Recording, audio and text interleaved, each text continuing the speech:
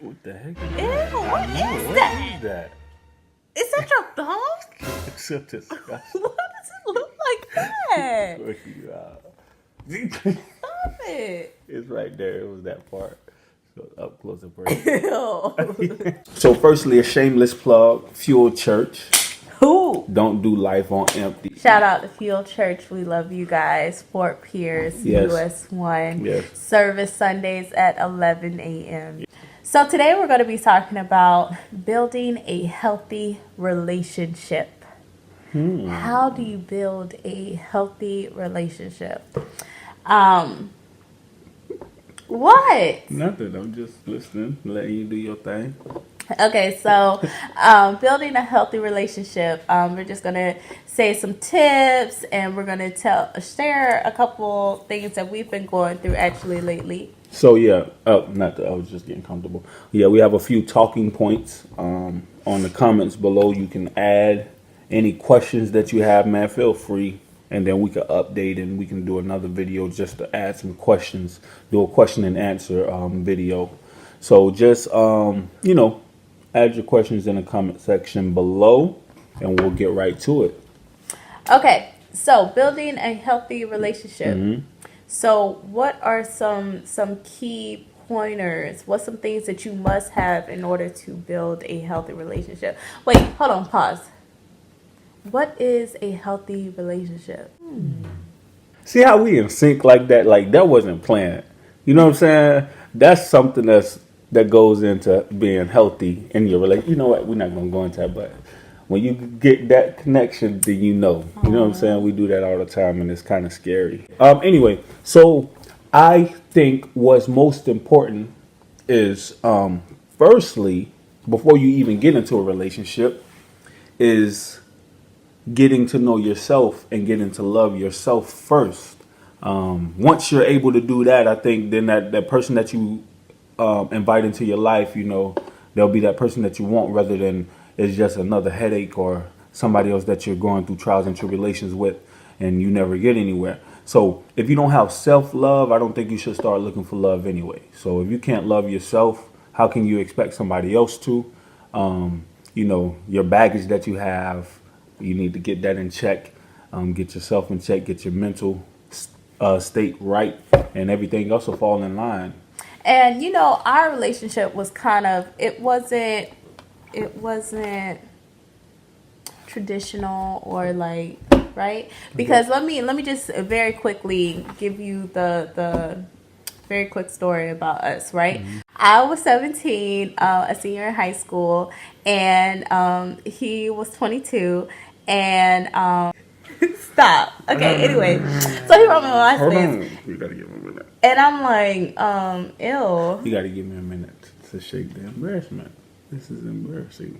How is this It embarrassing? really is. Okay. You good? No. You ready to move on? Hey, honesty here. No. Okay. So, he wrote me on MySpace, child, and I was like, "Ew, who is this?" And anyway, long story short, from the time I was 17, we were on again, off again, on again, off again. So we met in 2009, and we had our first son in 2013. From there, it was still like a lot of drama on both sides. We were still, very young, and just stupid, and definitely didn't have a heart for God at all. But we grew together and knew what I wanted. I prayed for him to either change or he got to go. And God saw it fit for us to be together, so he definitely changed him 110%. I definitely am a firm believer that someone can change, and you cannot believe in Christ if you don't think that someone can change. There's no way that you could believe in him but not think that he will be able to change someone. So anyway, so that was a little backstory about our relationship. We got into church, and God came into our hearts. He is our main source of everything. We go to Refuge, him. everything. Yes, we go to him about any and everything. One thing I can say that we should do more together is praying together rather than praying separately. So building a healthy relationship. So some of the things that needs to be in a relationship in order for it to be a strong, healthy relationship is one, communication. So extra. Communication. How the heck can you have a relationship without communication? First of all, the whole thing. Some men think that the woman is nagging or being annoying by saying, you need to let me know where you're going, when you're going, how long you're going to be out, and stuff like that. It's not because, I want to be your mama. You think I want another child? No, that's not what it is. But I need to know. First of all, what if you don't come home and God forbid something happened to you? I need to let the police know where you was, at what time, what you had on, and all kind of stuff. That's my reason. And also my other reason is because I need to know where you at. We're going to let the women have that one. I'm not going to go into communication. Fellas, we know what it is. Being equally yoked is another very important thing. I guess you could look at that as a spiritual connection, but also that goes far, because if you're trying to reach a certain goal in your life and you're trying to live a certain lifestyle, if that person that you are with is not on the same page as you, it hinders your growth. Firstly, it also causes more stress because now you're fighting to build towards something and the other person wants something else, regardless of what it is. If it doesn't connect in some way, shape, or form, and you don't have the same game plan, the same mindset, then ultimately the relationship is going to fail, because you're not on the same page mentally, physically, whatever it may be. Like, so if you're somebody who's goal oriented, and then the person that you're with is just happy or satisfied with what they have and where they are in life, how could that help you to grow, and how could that help you evolve your relationship and keep it a healthy relationship? Because ultimately, like I said, it's going to fail, because down the road you're going to realize, hopefully it's not too late, and you got like 10, 20 years in, and now you're like, man, why did I marry this person? Or why am I dating this person, wasting my time, because I'm not growing? And once you look, and if you already found that self-love, you're not the problem, because you're attached with yourself. You know what you want for yourself. You know how you want to be loved. And if that other person isn't giving it to you, then it's time to move on. I mean, it might hurt, and you might be like, I invested so much time in this person, whatever it may be. But sometimes also that time apart, man, once they see you serious and you about to leave, then that'll make them wake up as well. Another important part of having a healthy relationship is having your own personal life.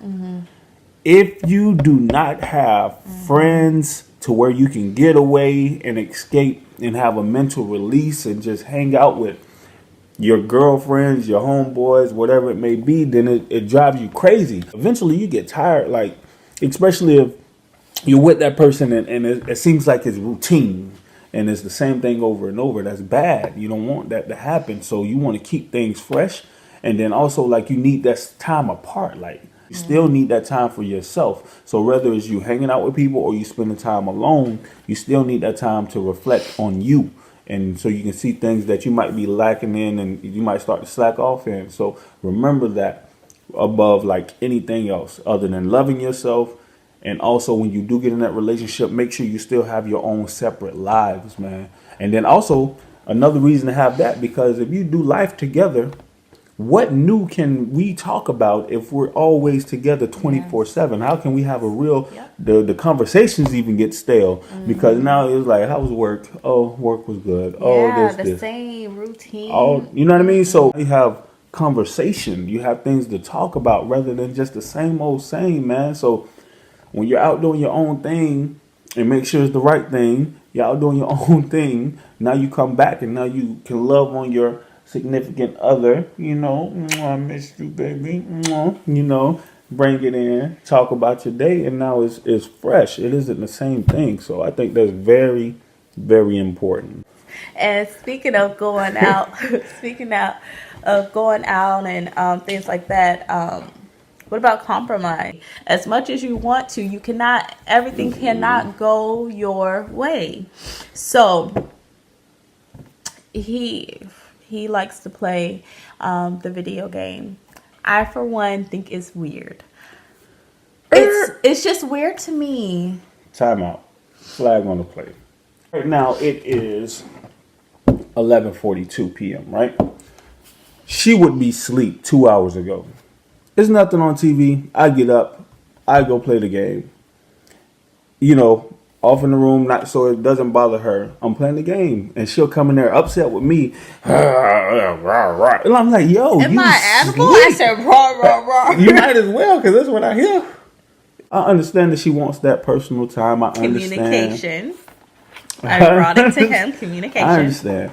But now I push the time back even further. I be going to sleep, y'all, at like 12:30 and 1 o'clock in the morning. So when she goes to sleep at 9:30, like the old people do, I get up because no basketball games on. If there's no games on, I go play the game. Whether it's 2K or I'm playing, some H1, whatever it may be.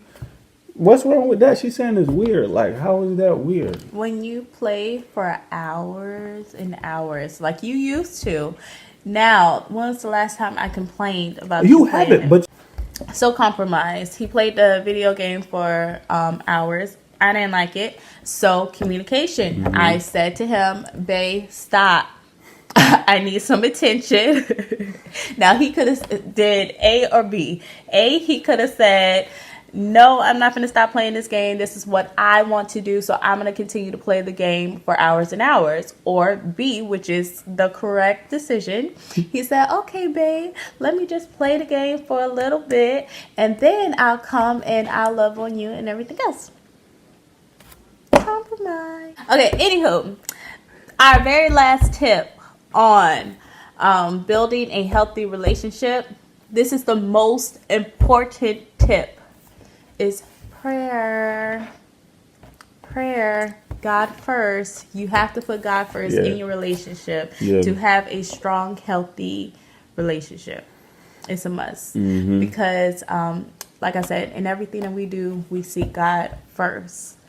Whenever we have any type of problems, we seek God first. He is our rock. He is what keeps us solid. And I recommend that for any relationship, any type of, or personal, anything that you are going through, definitely go to God, talk to him, tell him all your problems. Just talk to him. If you don't know how to pray, just talk, and he will hear you. yeah, like she said earlier in the video, she prayed a lot for me. And it worked, because I was wild and reckless and whatever. So she had the patience enough to pray and wait for God to move on her behalf, and he did, and he showed up and showed out as he always does. And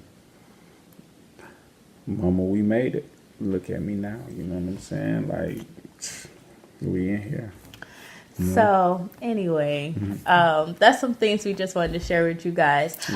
Please keep in mind that we do not think that we are a perfect relationship at all. You see that we share our realness, and we go through issues all the time. He was just getting on my last nerve.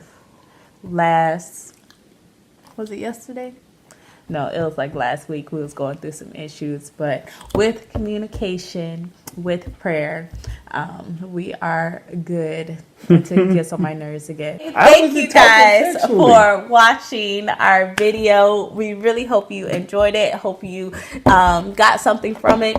Don't forget to subscribe to our channel. Don't forget to hit the little bell so you know when we post a new video. Don't forget to comment if you have any like tips for us or anything like that. Anything you want to hear us talk about, definitely leave a comment below. So anyway, guys, it was so great talking to you, and see you later on our next video. All right. Bye. Share. Yes.